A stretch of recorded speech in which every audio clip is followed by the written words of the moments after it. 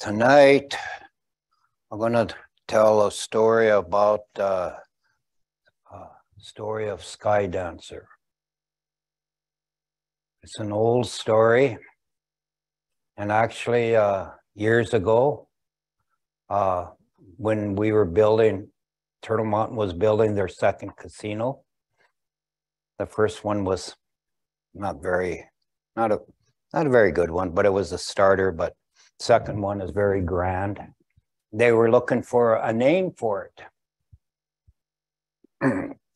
So people could submit names to have it. And anyway, I won that. So I named the casino Sky Dancer. And it's off this story, this ancient story. In fact, I showed them where the story came from, and they contracted me to actually make a huge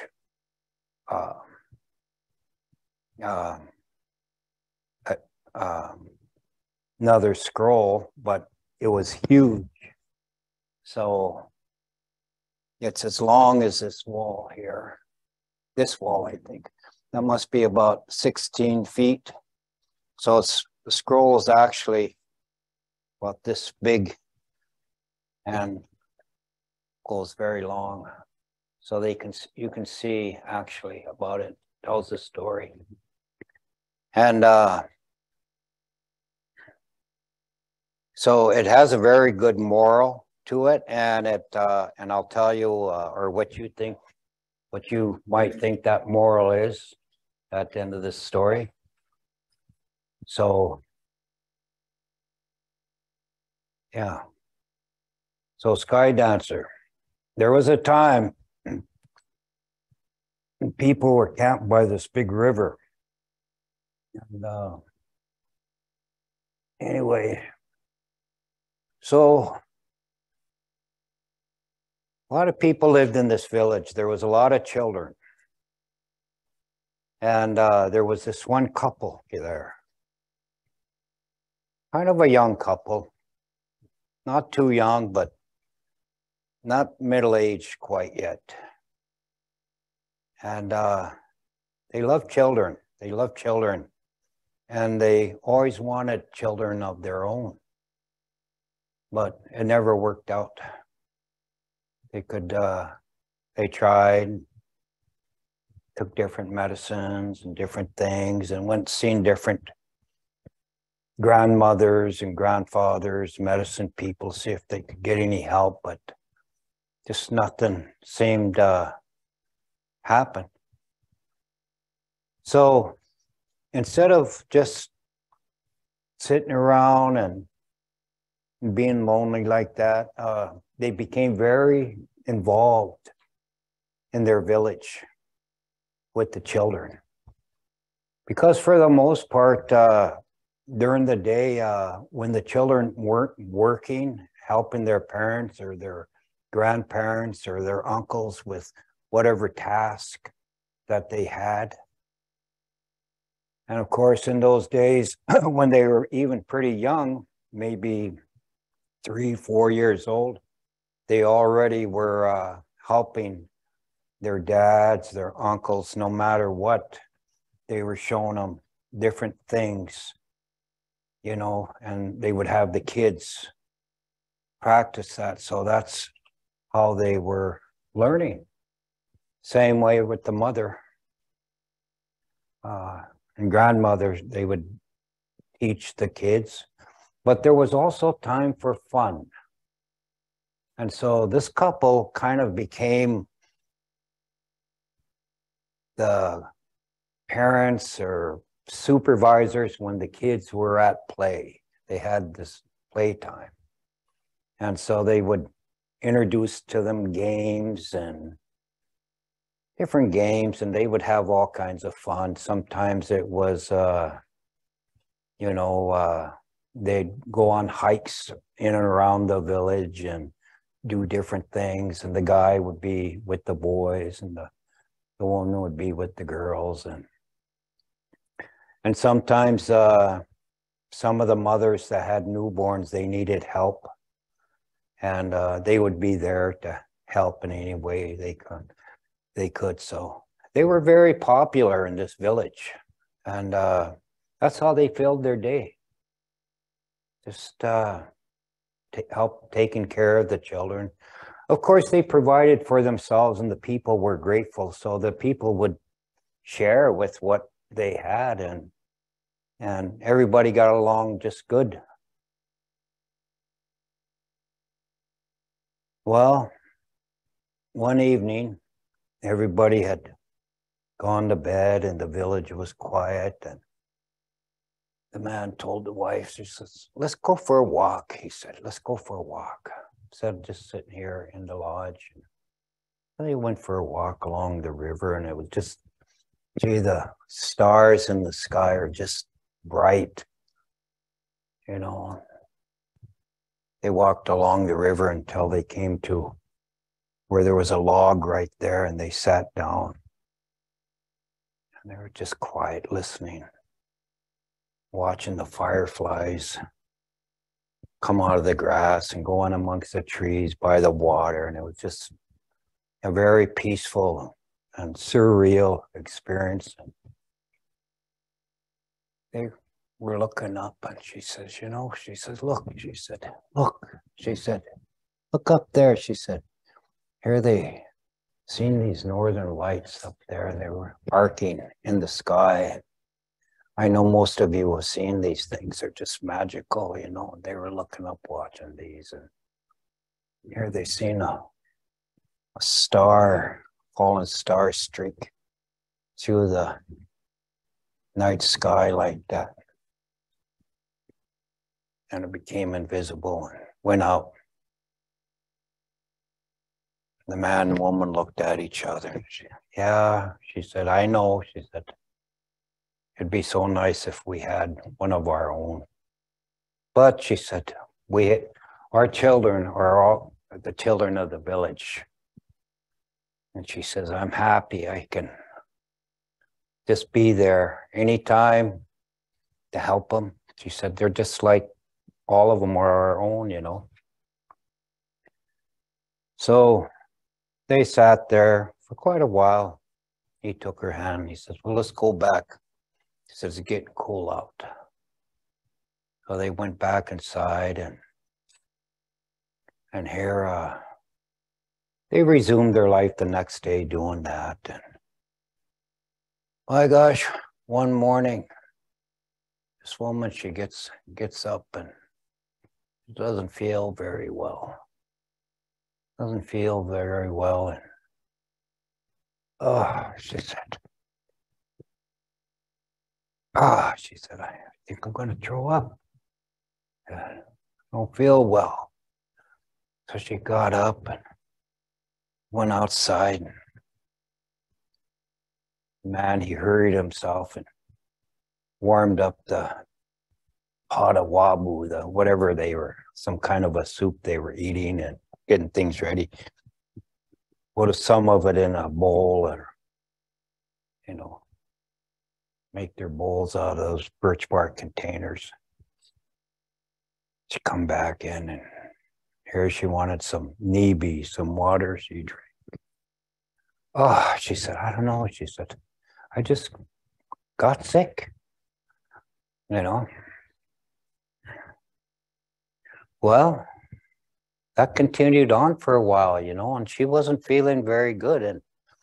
And here she went and seen her mom, and Mom, I've been just, every morning I'm sick.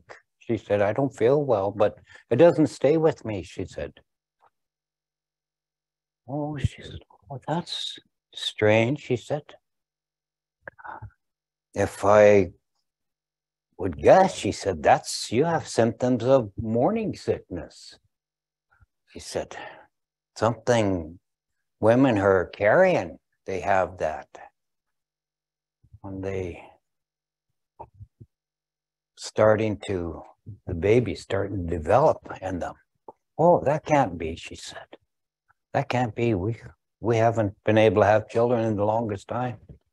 So went on, and gee, by gosh, sure enough, after some time, she was getting a little bump down here, you know, gotten a little bump. And her mother, she said, oh my gosh, she said, you must be carrying a child. How can that be? She said. And here,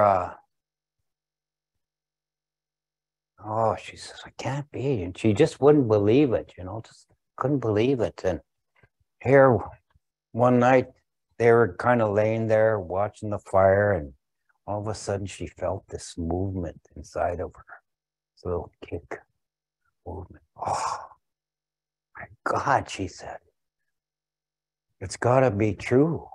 It's got to be true, you know. And she just started smiling, and for the next few months, she gets bigger and bigger and bigger. Oh my gosh, everybody was so happy for her. Pretty soon every morning they'd go out and there was stuff. People had made little mugs and just different things, presented little gifts, left them there out of appreciation. Everybody was so happy for her. But at the same time, you know, she continued to do what she could, you know, but got to be where she couldn't move around and do a lot, you know. Couldn't keep up. And so she had to slow down. My gosh, the time came, and here she delivered this little girl. Oh my gosh, it was the most beautiful thing she had ever seen in her life. And she was there when many children were born and helping all the way, but they had their own child and she couldn't believe it. And oh, the father, and they were so happy.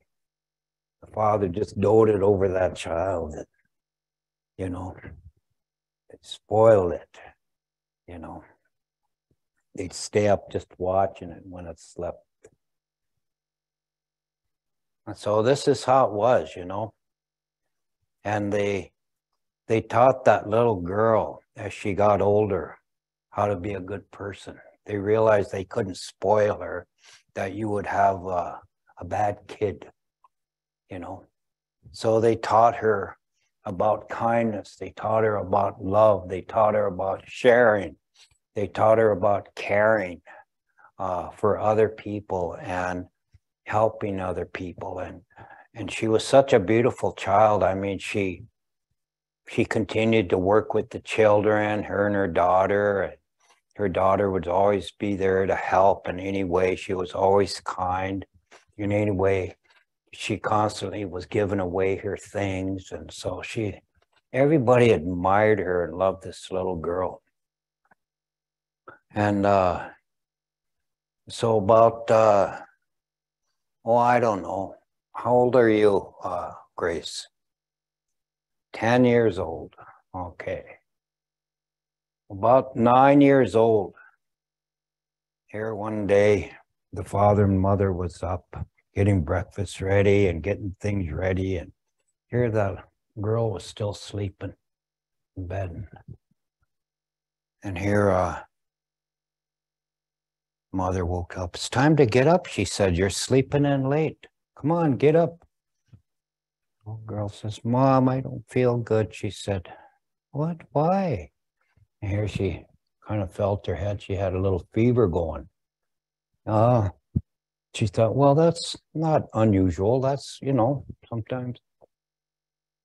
Here she looked at her really good. She says, well, maybe something's wrong. She checked her her body for cuts or anything, so there would be no infection, and just checked her and had her mother come over, her grandmother come over. She said, well, I'll fix some medicine. And so they fixed some medicine, the girl, and she drank it. They all sat in the lodge all day watching this little girl, laughing and teasing her, saying, oh, her girlfriends are going to miss her and the kids are going to miss her. And so the next day they were hoping she'd be better, you know, something passed. In those days, kids were really healthy, and they didn't get sick much, and they could stand a lot of the weather. Well, unfortunately, this girl, she didn't get better. And she kept on just laying there, and her temperature got bad, and she was fevered up. And pretty soon the old lady says, I hear over in the next village, there's a good healer over there, you know. And she turned to her son-in-law. She says, go, you should go. Here's some things. Take these to him, these gifts. Ask him to come and look at her. See if he can help. So the father got up and he took that bundle and he took off. A day or so later, here they returned this healer.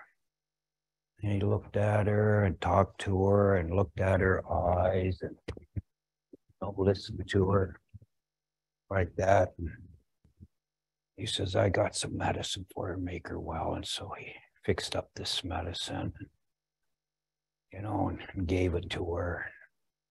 He waited there and waited, and she didn't get any better.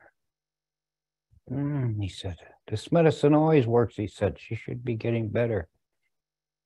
The days went by, and they had some other healers come in, and then actually a traveling one came there, and they said he had heard there was a little sick girl there, and they'd heard about how good she was, and they said, those kind we need to keep around, all those kind that love life and just enjoy life and share their life with others. We need to keep those around.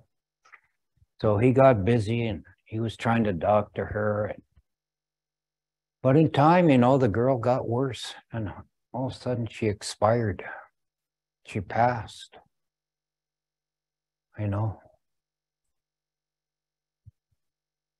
And that night, the parents didn't even bother to eat, or the mother. The people came around, and they sat outside the lodge in the village. They sat outside their lodge, They sang and they prayed, and, they felt sorry.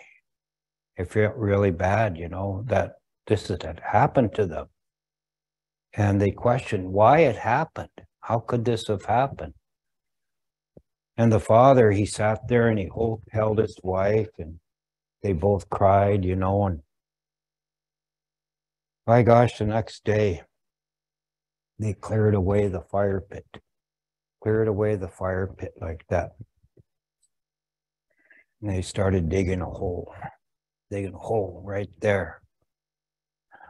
And they laid down cedar boughs and like that. And here they dressed her up in her best clothes, her dress and moccasins and everything, her favorite. And they laid her right there.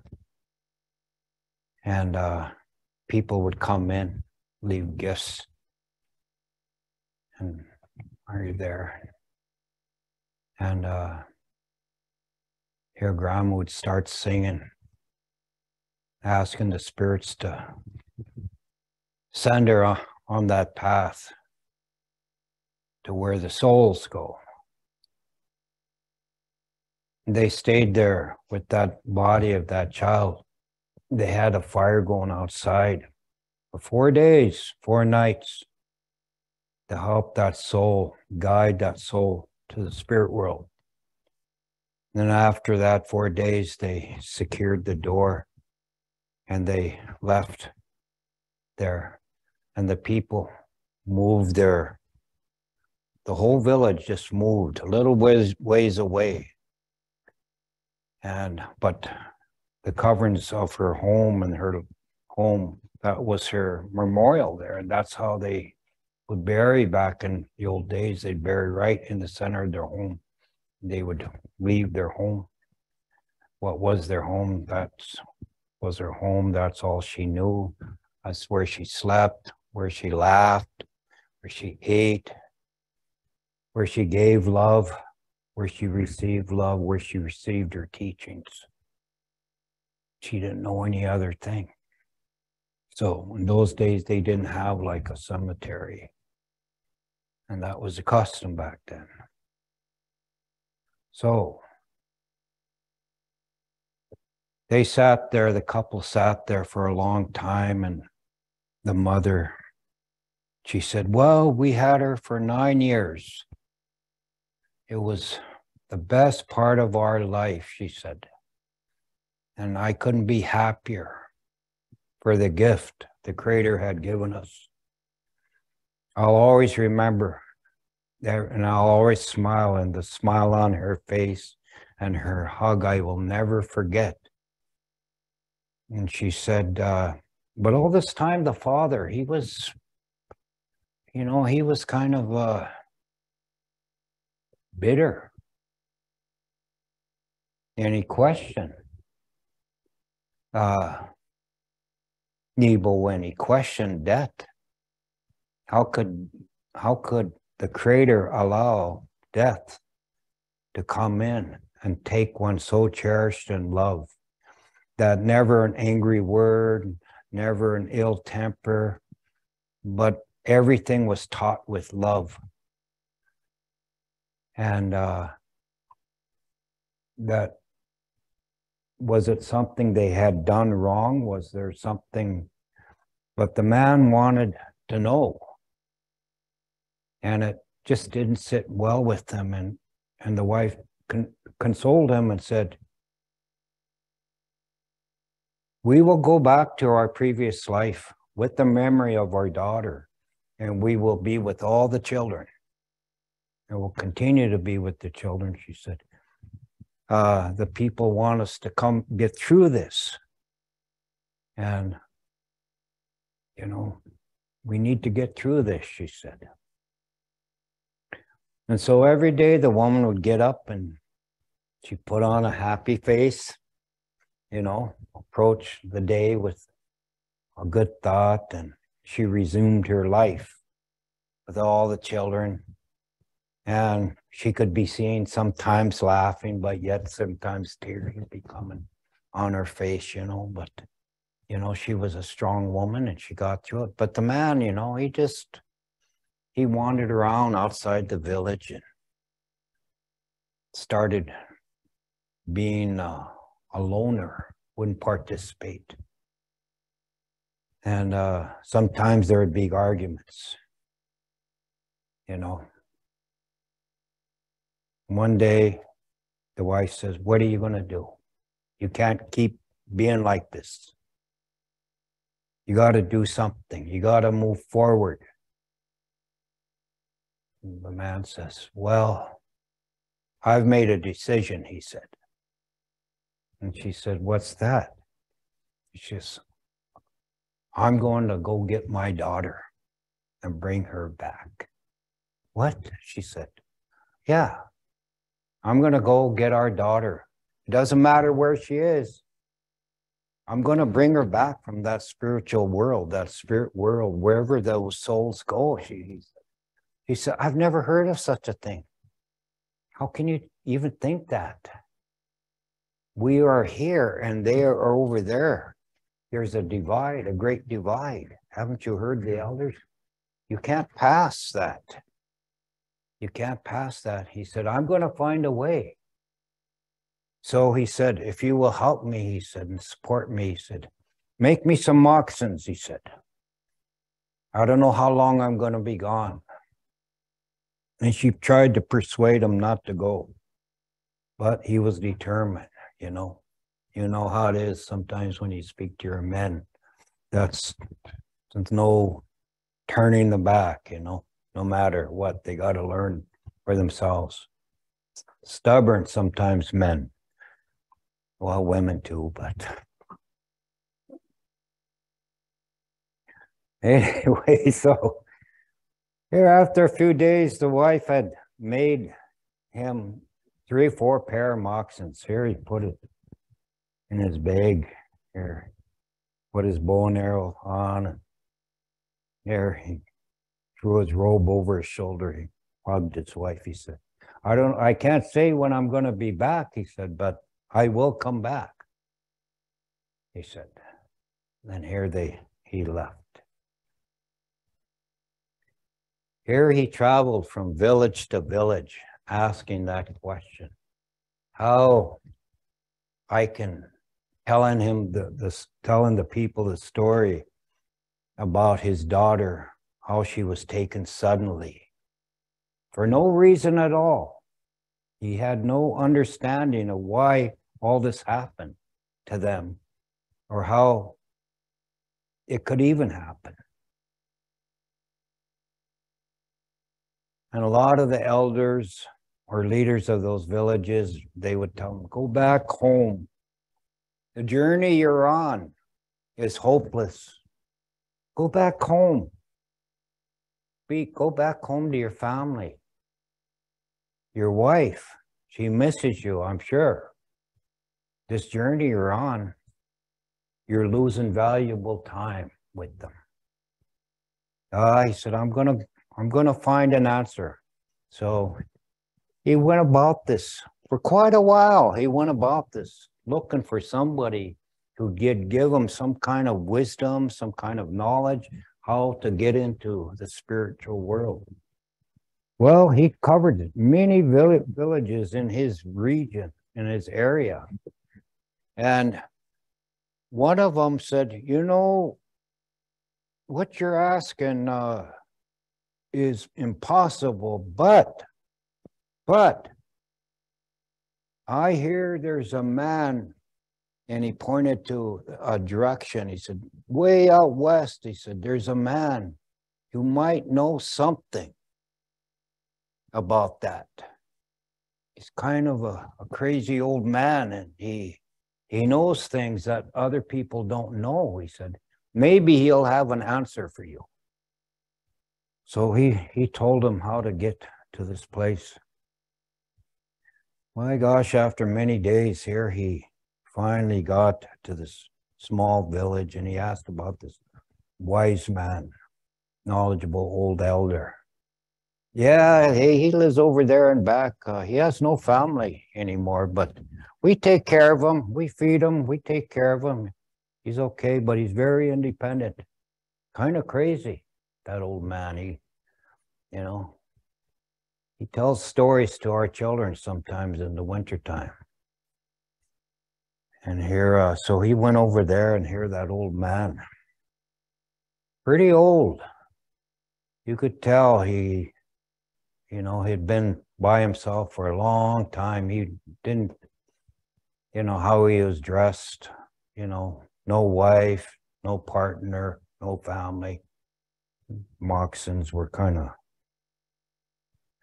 pretty worn, and his hair was unkempt. And then this man went up to, Kawaii, he said, no gum. Give me one, Gishiwak. He said, hey, what a no gum. Started telling him, I come here today to ask you something. He said, yeah. He said, Harry noticed the old man was blind. He said, Minoagid. He said, that's good. He said, I'll do what I can to help you. And Harry put some tobacco. He said, here, I brought you these. He said, good. He said, he reached in his bag, and here they were, one of his pair of moccasins, last good pair. And Harry took off that old man's moccasins and put those new ones. Good fit. He said, these are good ones made out of moose hide. He said, my feet feel warm already. Feel good, he said. Reminds me when I was young and used to hunt moose myself. He said, I said, those were the good days. What can I do for you? He said. Well, and here this man tells him about his daughter and what all that things that had happened in his life and how they were and why he was on this journey. He said, I could tell you to go home, he said, I had a dream a couple nights ago, he said. I seen somebody coming, he said. I could hear those footsteps coming close to my lodge, he said. He said, and they wouldn't leave until I gave him an answer what he wanted to hear. So I'm going to tell you, he said, something. He said, when I was a young man, he said, my grandfather told me about Nanabujou. And Nanabujou, everybody thought maybe there was one day he left and nobody seen him anymore for a long, long time, and he was missed. And he was a teacher of the people, and he said, everybody loved him. And pretty soon he left, he said. And that was a long, long, long time ago. Nobody knew what became of him. My gosh, he said, my grandpa told me one time, he said, he met another, when he was a young man, he met another young brave, he said, from a neighboring tribe. And they went way west. And the people talked about a giant sitting on a great cedar log there. And they watched him for days. They didn't know who he was or what, but he seemed to be asleep, he said. But he came from the east a long time ago, and he came to that spot and he sat there. After a long time, he was tired and he sat there. And they claimed that that was Nanabujou, and that he's still alive after hundreds, maybe 1,000 years ago. And he said, he's the one. If you can find him, perhaps he has the answers, he said. But that's all I know, he said. That one is possibly one of the last ones from the old ancients that's still surviving to this day. But my grandfather told me that story. He says, I don't know, he said. He said, that was a long, long time ago, he said. So he told me I was just a boy then, but I always remembered that, and I always wanted to go and see for myself. But he said it never happened. He said, life got in the way, and never did make it, he said. So the man, he thanked him. He sat there for a while enjoying his company, and that old man reached aside, brought out his pipe, filled his pipe up. He reached over, you know, felt the warmth of the fire, pulled out one of the sticks, and lit his pipe, started puffing on it. Threw the stick back and started puffing on it. Are you still here? He said, you better get going. It's a long ways. What are you sitting here with an old man? So, okay, he said. So he got up and Harry took off. Harry traveled for many days going towards the west.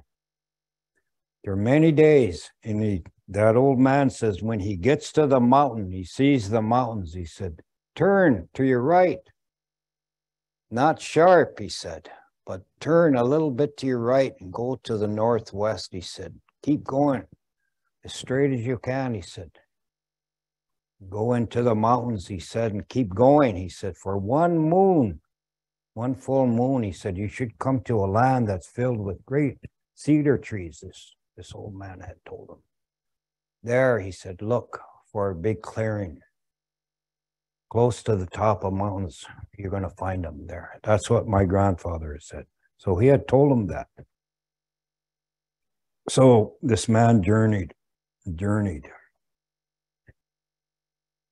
Finally, after many, many days, here he was in the cedar forest, and thought about his wife, about his people, wondered if he was indeed crazy for coming on this long trip. Look how far I am, he thought, from my home. Maybe I'll never get back home, but I have to get back, he said. I have to get back.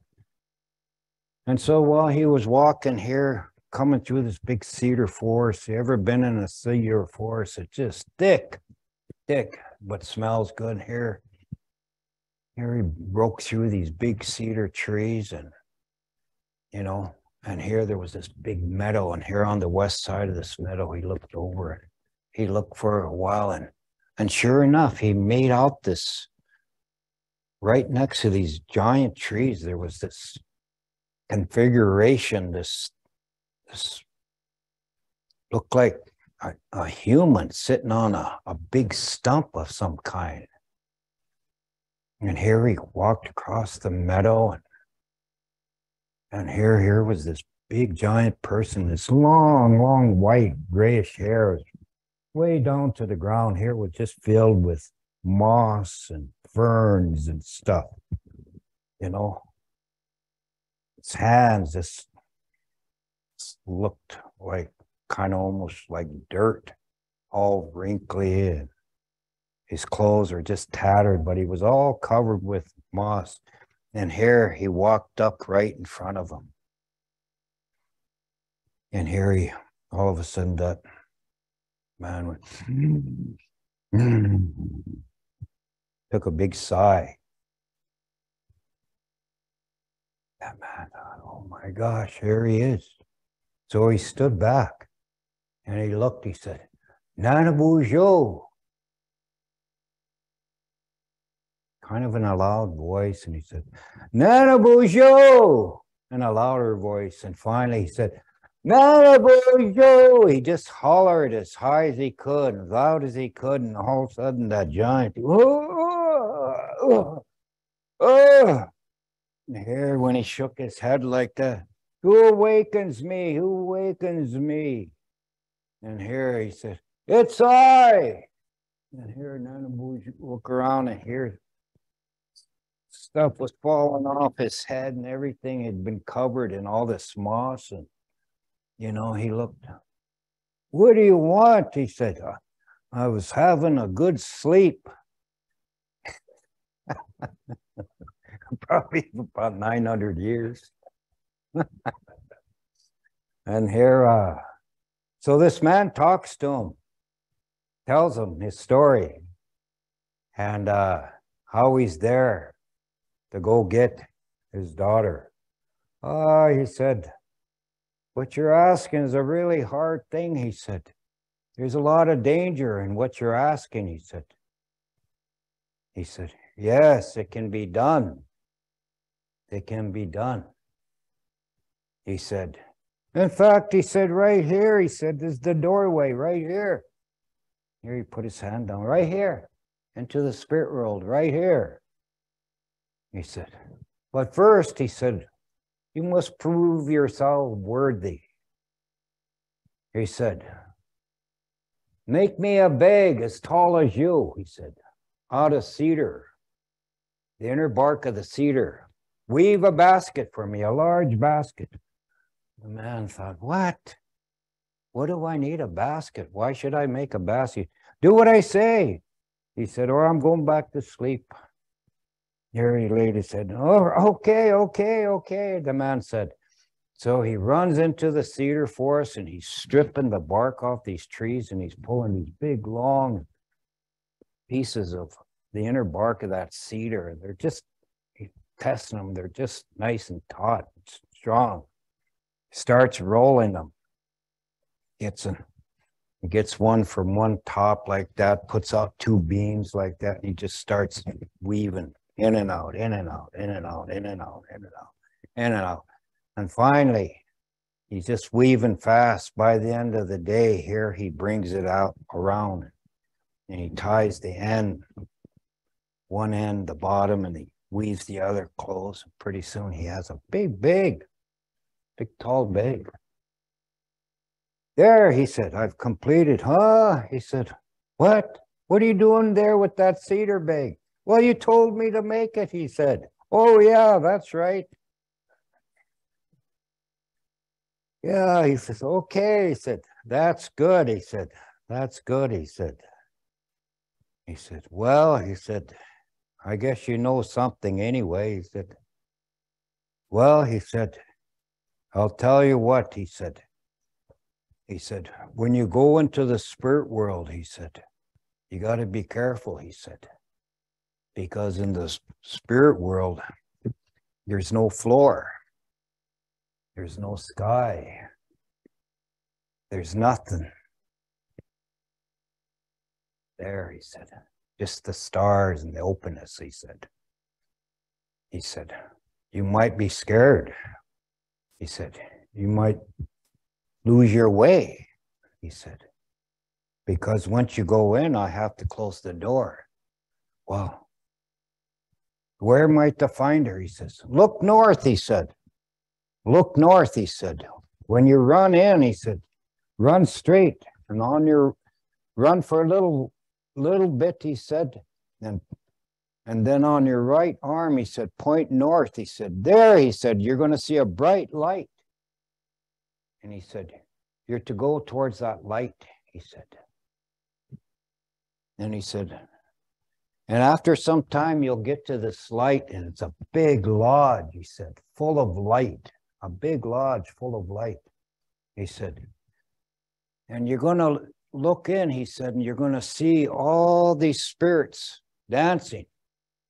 And when they dance, there's all this light emitting from their souls, coming off them, and it's going way into the sky. He said, but you can't go into the lodge or you'll be chased away, possibly injured or killed, he said. The guardians of that lodge, they're constantly around, walking around it. But put your cedar bag over you. That'll protect you. The spirits won't see you. And you're to inch your way in, and you go in through that door and you sit down right then there. They won't see you. You'll be invisible to them. And you wait and be patient, he said. Pretty soon, he said, you're going to see your daughter come dancing around. And you call out to her. And she ain't going to recognize your voice right away, he said. But just keep calling her every time she makes her round. And call her over. And she'll start hearing your voice. Get her close, she said. And when she's standing right in front of you, you lift that bag up and you put it down over her. Take it off yourself and you put it down over her. And grab the bottom and throw it over your shoulder. He said, run out of that lodge as fast as you can, straight south of there. He said, and there you'll see the light from the door of this world shining, and you'll make your way back here. Come, bring her here. Okay, he said. Harry grabbed his bag. He says, are you ready? He said, yes. He said, if you do what I tell you to do it everything the way I tell you, you should have success. And so Nana Boozhoo, he opened the bottom of this old robe he had. And sure enough, you could see some light in there, but darkness, all the stars, and hear that man run in there. Just small, this man. Run in there.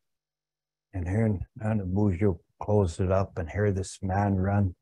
And here, when he got in there, boy, he didn't know. He felt like he was going to fall or something. And there was just stars below him, stars above, around.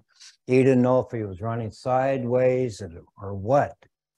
He just tried to keep his feet and his mind together, and he runs straight forward. And here, and then he stopped. Then he pointed like that and looked. And sure enough, just as Nana Boozhoo had said there, off to the right, straight, was this light glowing, brightest light. And so he turned and he ran towards this light. After some time here, that light got bigger and bigger and bigger. And as he was getting close, he noticed it was a big lodge, like that, a big wigwam lodge without no covering on the top. And he's seen all these colors of lights flashing inside and emitting beautiful lights outside. It just went way up into the night sky. And so, as Nanabujo told him, he covered himself and he walked in holding the bag, and he just sat down inside the door. And he watched all these spirits dancing around, happy. They were just happy. But he noticed they were dancing above the ground, or what was the ground above the sky. And pretty soon, sure enough, he seen his little daughter, 9-year-old little daughter, come dancing. She seemed so happy to be there. And they were all connected, these spirits, these souls. And so he started calling out to her. Every time she'd pass, he'd call out to her. All of a sudden, she started turning her head, hearing a familiar voice. About the 4th time, she heard that voice. She started coming towards that voice, and all of a sudden, she was standing right in front of her father, and here he lifted up, sat up, stood up, took that bag off, and just put it over her. And he grabbed her, and he ran out like that, out of the lodge. And here, he heard these sounds, and here there was a bunch of lighted spirits as men or something, whatever they were. Could have been angels, I don't know. Running after him like that. They were getting close, and he was starting to panic. He didn't know if he'd make it. And here, sure enough, here he seen this light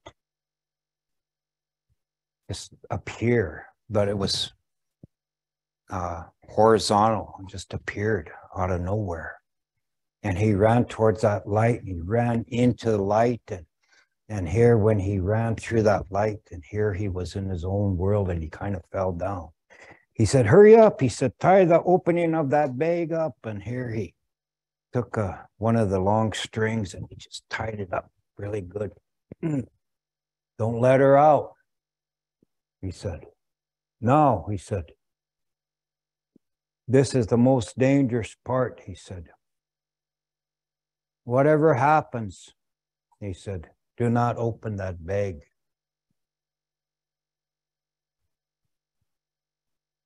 Because she's going to call out, she's going to cry, and she's going to call out to you. Whatever you do, he said, don't open that bag. For 4 risings of the sun. After the 4th rising of the sun, you can open the bag. Because, he said, she's not mortal yet. She's not flesh and bone, but she's a spirit, a soul. And you got to keep her in there and protect her, the bag protector. If she comes out of there, you're going to lose her. So he was so happy. "Okay," he said, "you better go home now." He said, "I don't know if I can make it home." He said, I've been on this road for several months. "Oh," he said, "take my jaman." He said, "take my canoe." He said, "It's just down the way." He said, "Don't worry about how it looks." He said, "If you can get it into the water," he said, "think of home and you'll be there within a couple seconds." Didn't really understand what he meant, but he took his daughter there, went down through the trees, and sure enough, here when he reached that little lake down there, and he thought, well, this little lake goes nowhere, you know. But yet, here along on the shore, it was this white stone canoe.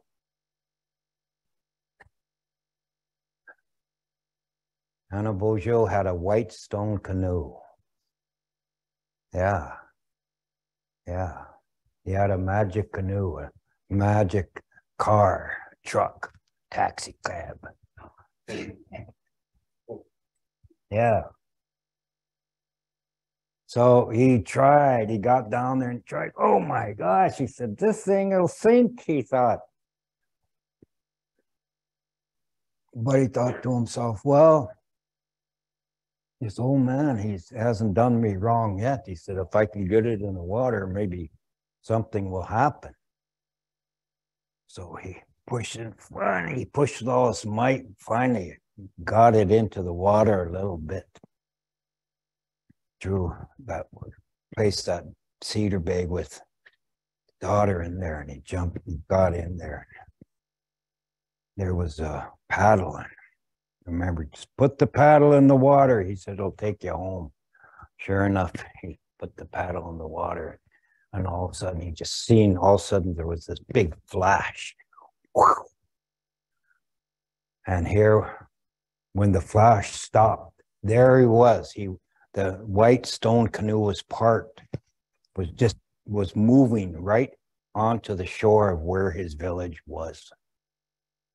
Just like that. Wow, I thought, that's gotta have a one like that, he thought. So he got out and grabbed the bag, and here he looked at that canoe, turned around when he placed that bag on the shore and got out, and here it was gone. Went back where it came from. Just like that. So he made his way up the embankment, and here he walked, and here all his people recognized him. They were so happy to see him, so worried about him, and he was smiling, he was happy, and all of a sudden out of the crowd here appeared his wife. Oh, she was so happy to see him. She was crying. She just ran up to him and gave him a hug. Here he hugged her back. He said, I am so happy to see you, she said. Don't ever leave me again. And here she noticed that he had this bag, big cedar bag with something in it. She said, is that?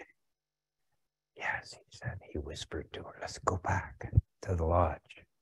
So they went through the people, and they were all patting him on his back and stuff. And they went inside, and he sat down on their bed, and she gave him something to eat, and this thing was right beside him. And he talked about all his adventures and stuff, and how long it took, and how he had finally made it into the spirit world, and how he finally found their daughter, and she was in this bag. Now, he said, remember, we cannot open that for 4 days until the 4th, after the rising of the sun on the 4th day, he told her. No matter what, he said, no matter what, don't open it. And so after he ate and told her all that, here he kind of slowly laid down, and it was so good to be back home. He was so tired and exhausted. He just lay and he fell asleep. My gosh, he slept all that night and all the next day and most of the day, and he'd get up once in a while and she'd feed him, give him something, he'd lay back down. He's just exhausted. And here on the second morning here, she was sitting there going like this to the bag, and here it started moving, and all of a sudden, Mommy, is that you up there? Is Daddy up there? And Mother was just, her heart just, she remembered her voice. Is that you, my darling? Is that you, my love? Yes, Mommy, it's me. It's me, she said. I've missed you so much. I've missed you so much. And she said, I want to spend so much time with you and Father, she said. I never want to leave again. And Mother is just talking to her like that, and they would talk. And when are you going to let me out? Soon, she said, soon. And it carried on like that, and then from time to time, there would be no sound from the bag, and Father would wake up. The third day came, and Mother all this time, she didn't sleep. She was so excited. She was so anxious, filled with adrenaline. She just couldn't sleep. She was just that her baby was back, and she wanted to spend time with her. And so on the morning, as morning drew close on the third day, and mother, she was just, going like that kind of. And the father, he got up after 3 days of sleep. He says, "Here," he said, "you sleep now."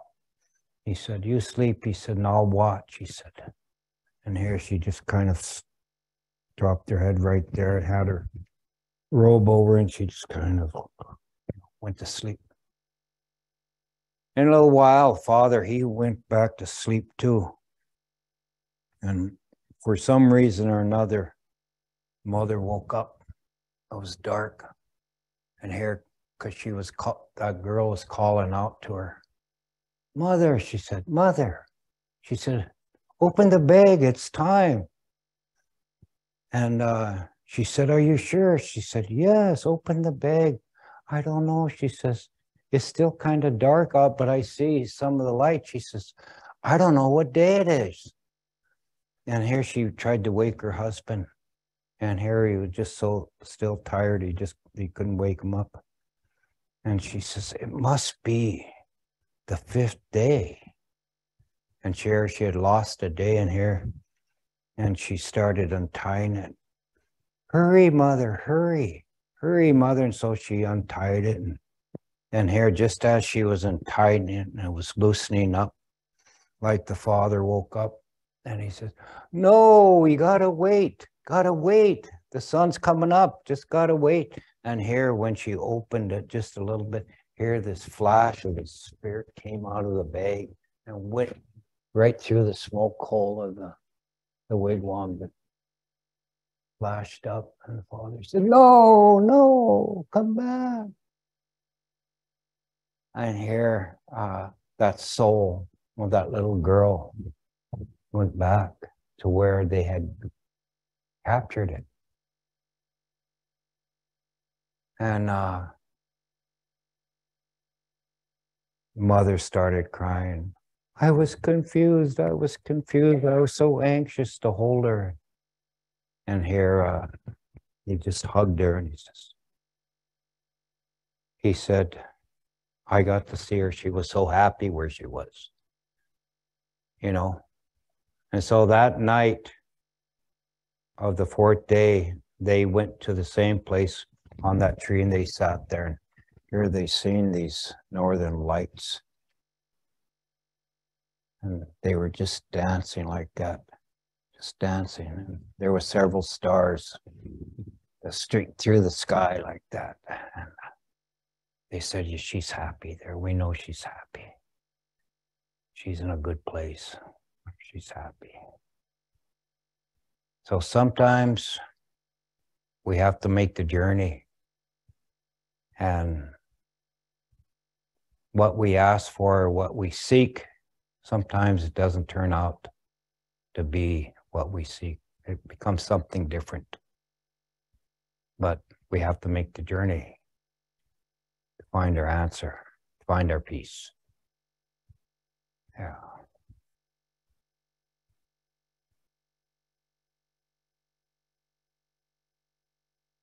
Any question? That's all. That's the story of Skydance. Was it? Mm-hmm.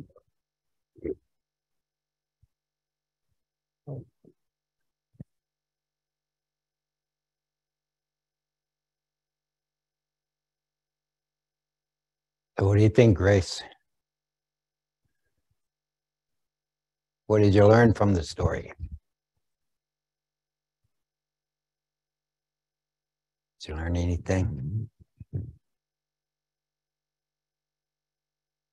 I think that we should hold on to things and kind of realize how much we have.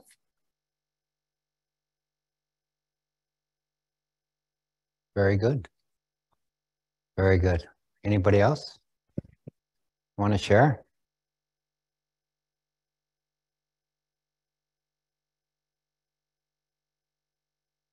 You don't waste your time trying to find what's lost and focus on what you have. Yes.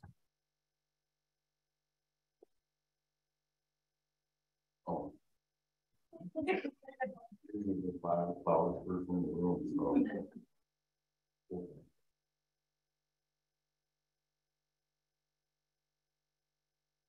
Yeah, children are a reflection of their parents' love, their commitment, their love. And so, I mean, it's, if you look at that love, where it came from, I mean, it's eternal.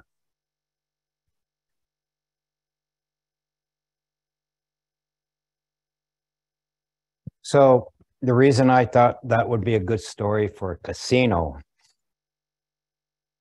is on the other side of that, is people are always taking a risk when they put a value on something like money. And they come there spending their money, hoping always to win the big prize, the big cash or whatever it may be, and them taking away their time from their families, their loved ones, and spending all those time, you know, spending their hard work or whatever they may, however they may look at it, you know, they take that risk. But sometimes, you know, they keep trying. They keep trying to win big, draws them back.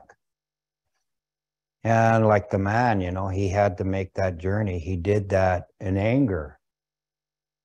But the woman knew all along and told him that they had that time with her and that love, and they have memories. And when we pass from this world to the next world, all we have is our memories. We can't take the physical things, but are those memories grounded in good, or are they grounded in bad? You know, was it false, or is it good? Is it out of love? You know? But the good things are eternal, they're forever. And so that's what is taken up into the heavens, into the spirit world, the eternal, and that love. That little girl recognized her father's voice because it's a voice of love, concern, of care. If he would have been an abusive father, or she would have been frightened, she would not have gone towards that voice, you know, but it was a voice of love. And she responded well to her mother's voice. But those that seek the false thing, the materialistic things, they keep going back, and they haven't learned the lesson of their journey. So they're on this endless lesson of trying to get rich or hit the jackpot. Yeah, so we have to be careful what we ask for. Yeah. Look at all the good stuff. Yeah. All right.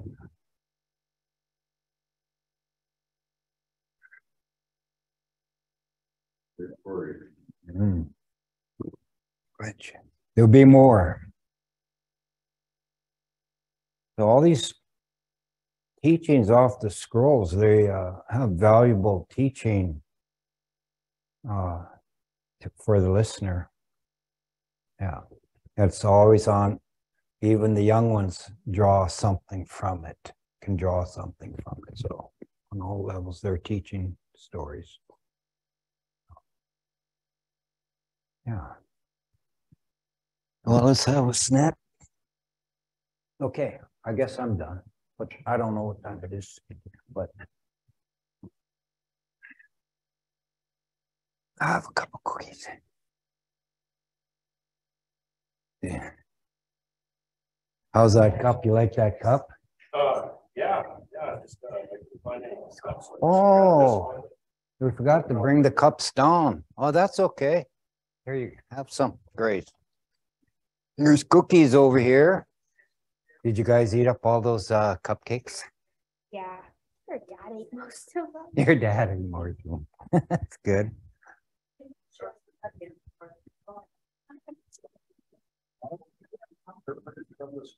Yeah. Yeah, you're gonna get to see it next. You'll see that. Quite a while. Did it? I could put together how many and seeing how the story progressed. What have you seen some of them, Richard? Well, yeah, When I first came. yeah, I heard that. I just kind of forgot that a lot of those stories was right through the scrolls and. You can remember these stories. You can tell them. Tell himself.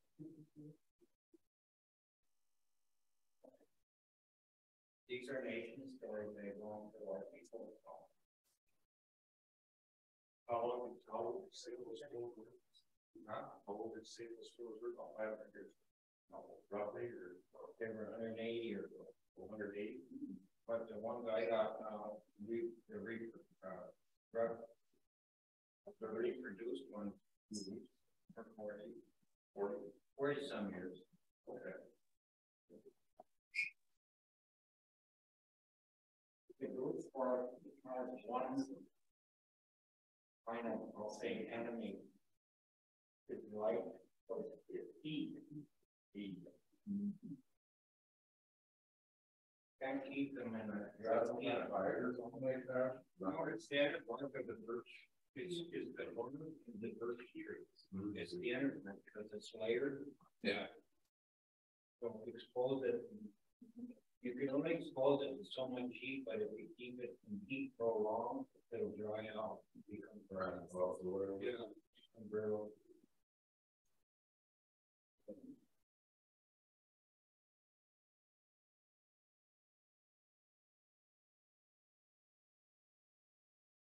So, I mean, they were, over time, they were just reproduced.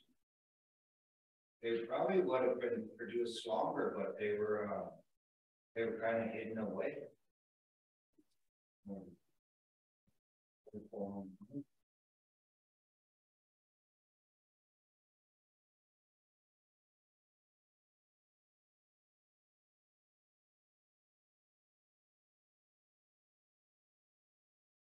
Go online. 10 person online.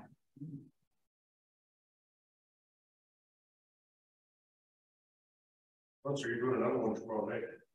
No, this is a different, this is on the spirits and mythical beings that our people have encountered since the time of creation.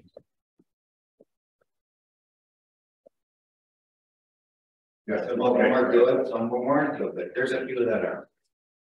Yeah, you're doing that tomorrow night. Yeah.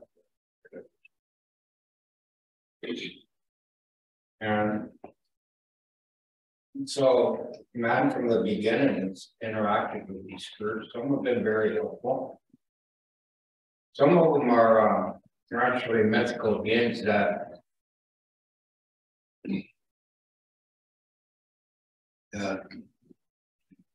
survive today. Some of the old stories have some of these beings from a long time ago out here. Like Papa GP it's like the name for the Bigfoot. Will you say that again? What was that? G when you need. It actually means the wild man, or it's the wild man, or the person that lives in the wild country. So it is a version. At the beginning of the creation, they said they called Aadizookaan, the wolf, the younger brother, the little brother. There was an older brother.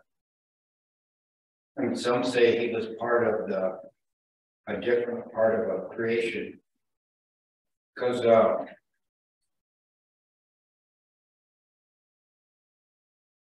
we believe that there was more than one creation. You know, when I was down in Bozeman for our other brothers or young brother, there was a relative of my sister-in-law. They have a cabin somewhere in the mountains out of Helena. He didn't specify where, but he was talking about a story that one time he had made, or his mom had made, this big bowl of pudding, and they didn't really have anywhere. The refrigerator wasn't big enough, and it was a pretty good sized metal bowl. And they set it outside on this step, and about 1 hour later they went to get it, and it was gone. This great big bowl of pudding. You're thinking, did a raccoon, did a whatever, you know, that there was nothing dripping anywhere. Well, they never did recover that bowl before they left. And it was like in the fall. And so that next year when they came back to open up the counter or cabin, here was this big metal bowl sitting on exactly the same stuff, empty. So, just don't know. But he said it was just, there was no explanation for it. And I'm just sitting there thinking, well, there is an explanation, but I'm not going to bring it up. I would say. Well, there's all kinds of Exciting. unexplained things, you know, of nature. I mean, man has been so far away from the environment, how we've evolved, that we don't really, we tend to not to believe, or the man has become very cruel, especially towards animals. You know, where they, if they don't know it, then they fear it, and then they want to kill it. And so, but that kind is of an earlier part of creation that's left here, but it isn't a danger to mankind. It's because when the animals grew, I think you guys were here last week when I told that story, is how he was looking for his father. Remember? And he encountered him for the first time. I taught him. And the old people always say that flint knapping, man didn't learn that. It came from a different being. The old people said it came from a different being. Some say it was the Mimi Wishwa, the little people. We won't mention that tomorrow. Yeah. They talk about that down in the Billings area, private. I've seen them twice. Look at that, there's a lot of stories here. Mary comes to mind that one they know about it. They always talk about the little people. You know, like they would find necklaces and disappear, or some change, or you know, something small like that, or little bits of food. Oh, it's the little people. Little people must have came and got it. You gotta be careful when you step out. Yeah. That's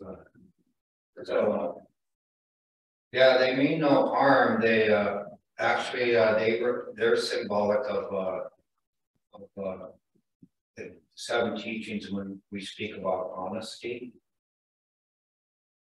They've been known to help people who've been lost in the woods.